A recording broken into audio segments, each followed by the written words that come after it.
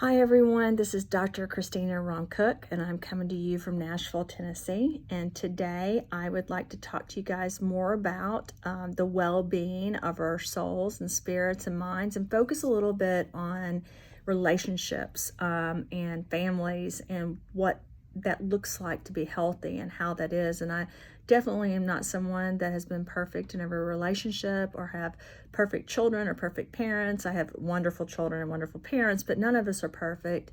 And I have wonderful friends. I'm very fortunate, but I have been divorced and I have had not always been successful at those types of relationships. I think a lot of that is due to the fact that I focus so much on work and others and really taking care of others that sometimes I probably lacked the attention that I needed to personally in a one-to-one relationship. So we all fail at different things. We all grow and we all try to get better at what we do.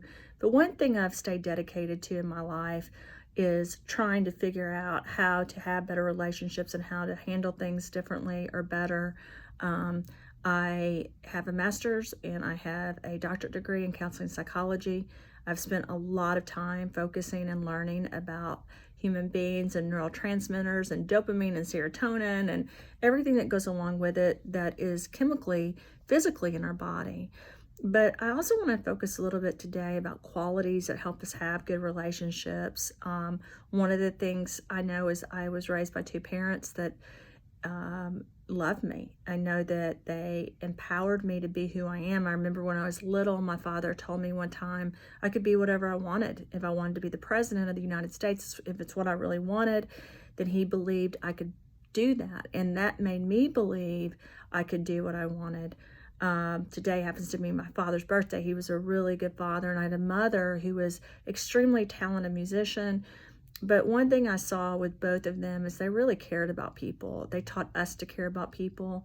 They taught us not to judge people. They taught us to love people and to carry that on throughout our life. And that's something I think is very important. You know, I talk a lot about energetically how important it is to have positive things around you, but I think it's also very important to admit positive things. And I know, and to basically emit, EMIT, positive things out into the environment.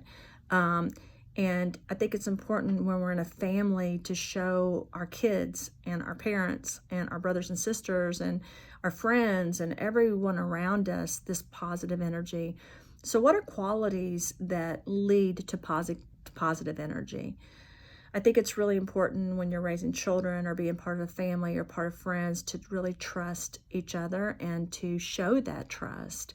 In a world where it's hard to trust things because they're always changing and there's so much things on social media, I think it's important that we spend the time to show that trust. I also think to be able to share the quality of loyalty and commitment and honesty are very, very important. My siblings used to joke with me when I was younger that sometimes I'm too honest and sometimes I love too many people. My parents used to say I herd black sheep because I always want to take care of everyone, and they were right. I wanted to take care of everyone. I wanted to heal them. I wanted to make them feel loved, and I wanted to tell the truth, and I wanted to make sure people understood where I stood in life. But that has not always served me well in business, because in business, sometimes I think it's hard to be completely candid. You know, business is something where there's so many obstacles and so many things that happen that sometimes it's hard to be completely transparent, but I still strive on a daily basis to do that. And with my friends and family, my children, my parents, I do strive to show them that I love them, that I care about them, that I trust them, that we're collaborating together and we're in this together. When you see people that they say they're in something together with people, but they're not, it doesn't really work. True collaboration is when you don't just talk, you listen. I feel like that's been one of my biggest strengths as a scientist. I've listened to other scientists, other doctors, and I've heard what they've said. I've admitted when I'm wrong. I've stood up and really tried to change things. With my children, they told me during Christmas that sometimes I don't listen to them, and I hate that because I really do try to listen. If I'm sorry, I tell my kids I'm sorry, which is really hard to do as a parent. But I've always thought that that was important, to not just make your children say that they're sorry, but for you to always tell people you're sorry too, even your own children when you make a mistake. Because as parents, we're not foreign to that. We do make mistakes. We do fail. We are put on this earth to learn through failure and not just success. And I think that accepting that and loving yourself and having the positive energy around you and others, forgiving your friends, loving them when they make mistakes, that's all very, very important, because they're going to fail. I told my children this at a very young age. In life, I'm going to fail you. I believe that all of us fail each other because we're not perfect. And sadly, I wish I could never fail my kids, but sometimes work takes me away from when they need me. Sometimes I'm tired and I can't listen. Sometimes I get angry. Sometimes I lose my temper. And that's just all part of being human. Well, what does all this have to do with health and wellness? Well, one of the reasons that I became a psychologist at a young age was because I understood that your health is directly related to your well-being psychologically. We know people that are depressed or anxious, that their bodies don't do as well. And I also understood that if you don't feel like living, then why does it even matter how your health is? So it's really important to get up every day and focus on positive things that you can give other people as well as receive from other people, and to make sure that you have that around you on a daily basis, and to try to find solutions. You know, one of the things you always know about true leaders and people that are trying to really make a difference is they identify a problem and they admit it and they discuss it, but then they also try to find a solution. And that's really important, rather than just giving up or being discouraged, but trying to figure out the answer to things and the solution to things, and then supporting each other and loving each other, even when we fail each other. I think that's really, really important. That doesn't mean you let people treat you bad. That doesn't mean you allow yourself to be abused ever. There's no excuse for that on any basis. But it does mean that you allow for forgiveness and love and loyalty and kindness to be around you, and to understand the situations. And no matter where I travel, I've traveled to over 80 countries. No matter where I go, I see this universally. People want to be loved. They want to be accepted. And it's not that hard to do it. You just have to make the choice. And one of the ways you can do that is when you meet someone, think about one positive thing. And there's always something positive you can find when you meet someone. And identify it. Now, if there's someone that is just negative and bad, you probably want to leave that situation. You guys know how I feel about that. It's better to just get away from it.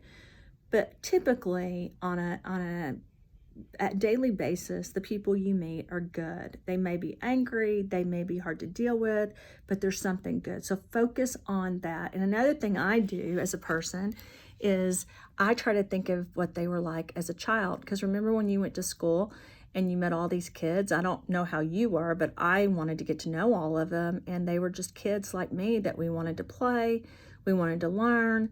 Sometimes people disrupted the class, but we were all in the classroom together. And, you know, we're just big kids. We're adults. So try to carve out a time in your day each time you meet someone to focus on things that are positive. And then with your own family and friends, I think forgiveness is just one of those things that has to be practiced on a daily basis, because they will fail you and you're around them every day. You will fail them. So just focus on making sure that you give them the courtesy and the love that's needed to forgive them when things go wrong, because more often than not, people are harder on themselves than they are on others even.